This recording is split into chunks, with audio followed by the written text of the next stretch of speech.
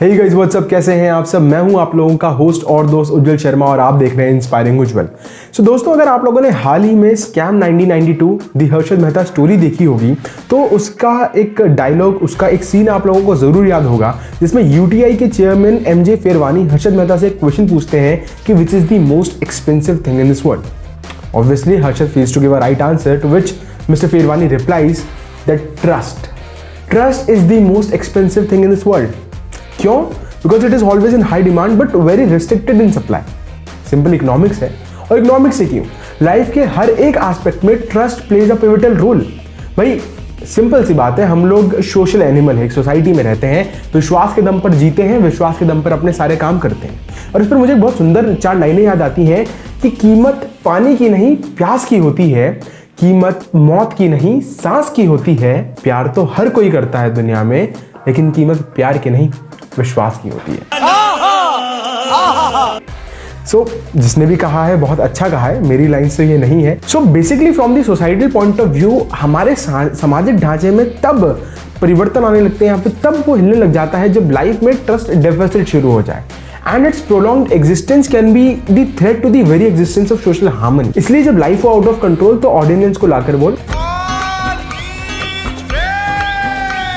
Recently, the Uttar Pradesh cabinet presented or gave nod to the draft prohibition of unlawful conversion bill 2020, जिसको कि आम जनता की भाषा में लव जिहाद ऑर्डिनेंस के नाम से भी जाना जा रहा है। Basically this ordinance is against the religious conversions affected for the purpose of marriages through misrepresentation, coercion, allurement, undue influence और एनी अदर फ्रॉडुलेंट मीन्स। देखो, इंटरफेथ और इंटर रिलीजियस मैरिजेस इंडिया में हमेशा से डिबेट का मुद्दा बना रहे हैं, ये कोई नई बात नहीं है। कुछ लोग इसके पक्ष में बात करते हैं, कुछ लोग इसके विपक्ष में बात करते हैं, दोनों के अपने तर्क हैं, दोनों सही भी हैं। बट अगर हम स्पेसिफिकली कॉन्स्टिट्यूशन के प्रोविजंस को देखें तो आर्टिकल 25 हर एक पर्सन को यह राइट देता है कि वो किसी भी रिलीजन को फॉलो कर सकते हैं या तो अनफॉलो कर सकते हैं, कोई भी किसी पर दबाव ना डालें।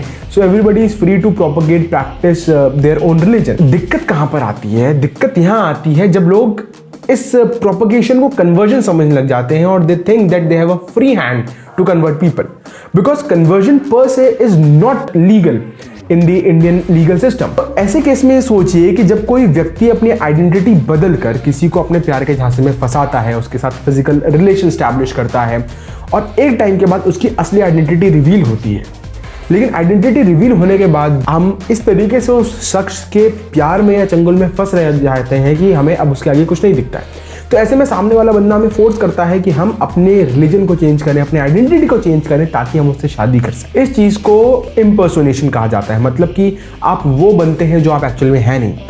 और cheating by personation is an offence under the Indian penal code under section 416 और 417 के अंडर में इसके लिए पनिशमेंट्स भी निर्धारित करी गई हैं। बट मैरिज के पर्पस के लिए, सोनली मैरिज के लिए अगर कोई फ्रॉडुलेंट तरीके से, मिसरिप्रेजेंटेशन से, इम्पर्सोनेशन से अगर कोई शादी करे तो इसके लिए स्पेसिफिकली कोई भी प्रोविजन हमारे कॉन्स्टिट्यूशन में या हमारी लॉ बुक्स में नहीं बनाए गए थे। Moreover, marriages in Indian legal system ये पर्सनल लॉज के अंतर्गत आते हैं।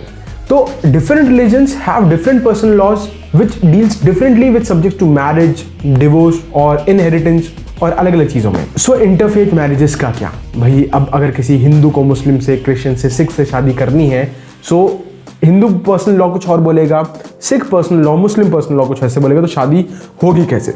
सो इस प्रॉब्लम को सॉल्व करने के लिए 1954 में लाया गया था दिस स्पेशल मैरिजेस एक्ट, जहां पर कि ऐसे मैरिजेस को सोलमलाइज करने के लिए कुछ तरीके बनाए गए थे, लेकिन यहां पर भी धोखाधड़ी के मामलों से लड़ने के लिए कोई भी खास प्रावधान नहीं थे। सो इन सब चीजों को मद्देनजर रखते हुए उत्तर प्रदेश गवर्नमेंट साल 2020 में ये ऑर्डिनेंस लेकर आई है। और केवल इन सब चीज़ों को ध्यान में रखते हुए नहीं, रिसेंटली ऐसे बहुत सारे केसेस हुए हैं जहां पर इम्पर्सोनेट करके किसी व्यक्ति ने अपनी असली आइडेंटिटी छुपाई, अपना मैरिटल स्टेटस छुपाया, किसी दूसरे व्यक्ति को अपने प्यार के झांसे में फंसाया और तब एक रिलेशन स्टैब्लिश करा for the sole purpose of conversion, कि उसको कन्वर्ट करवाकर उनसे शादी कराई जा सके। Prima facie it might look simple, ऐसा हमें लोगों को लगता नहीं क्योंकि बहुत बड़ी बात है, but actually this is a very big problem because the religious conversion are directly related to the demographic figures. किसी देश की डेमोग्राफी क्या है अगर उसको इस तरीके से बदला जाएगा जिसके कि आगे बहुत सारे रिपरकशंस हो सकते हैं, तो सोचने वाली बात है कि हम किस तरफ बढ़ रहे हैं। Because the Indian legal system doesn't allow convergence. हाँ, अगर आप कोई मन से करना चाहता है तो कर सकते हैं, बिकॉज इसमें एक बहुत फेमस केस है reverend Stainislaus versus state of Madhya Pradesh का। जब उड़ीसा और मध्य प्रदेश ये एंटी कन्वर्जन लॉ लेकर आए थे, तब उन्होंने केस करा था ये कहते हुए कि conversion is an essential religious practice in Christianity.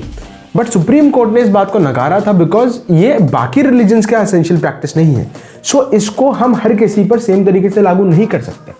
सो ऐसा नहीं है कि उत्तर प्रदेश पहला स्टेट है जहां पर कि ऐसा कोई लॉ लाया जा रहा है, पहले भी ऐसे बहुत सारे स्टेट्स रहे हैं। तो अरुणाचल प्रदेश, उड़ीसा, मध्य प्रदेश, छत्तीसगढ़, गुजरात, हिमाचल प्रदेश, झारखंड और उत्तराखंड में, हिमाचल और उत्तराखंड में तो रिसेंटली 2018 में ऐसे लॉ लाए गए हैं जहां पर कि फ्रॉडुलेंट कन्वर्जन्स को, फोर्सफुल कन्वर्जन्स को और ऐसी मैरिजेस को नल एंड वॉइड डिक्लेयर करने की बात करी गई है, जहां पर कि पनिशमेंट का भी प्रावधान रखा गया है।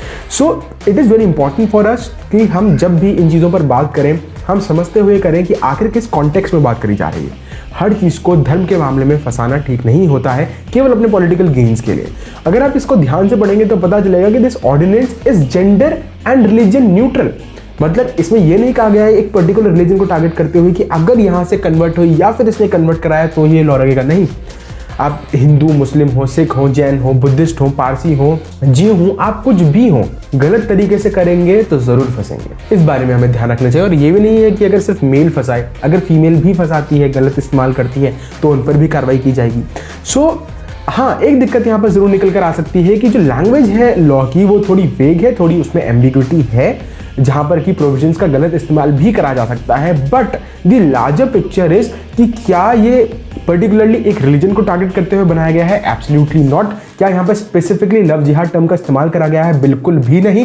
इवन ड्राफ्ट में जो ड्राफ्ट के निर्माण करता है उन्होंने भी इस चीज को कैटेगोरिकली डिनाई करा है कि भाई यहाँ पर लव जिहाद का टर्म ना मैंने इस्तेमाल करा है। और मैं सरकार से आशा करता हूँ कि वो भी जब इस बिल को लेजिस्लेचर के थ्रू पास करेंगे, उसको एक्ट बनाएंगे, तब भी वो इस टर्म का इस्तेमाल ना करें। इनफैक्ट लव जिहाद का टर्म जो सैफरन से जोड़कर देखा जाता है कि इसको इंट्रोड्यूस करने वाला राइट विंग है, ऐसा कहीं पर भी नहीं है।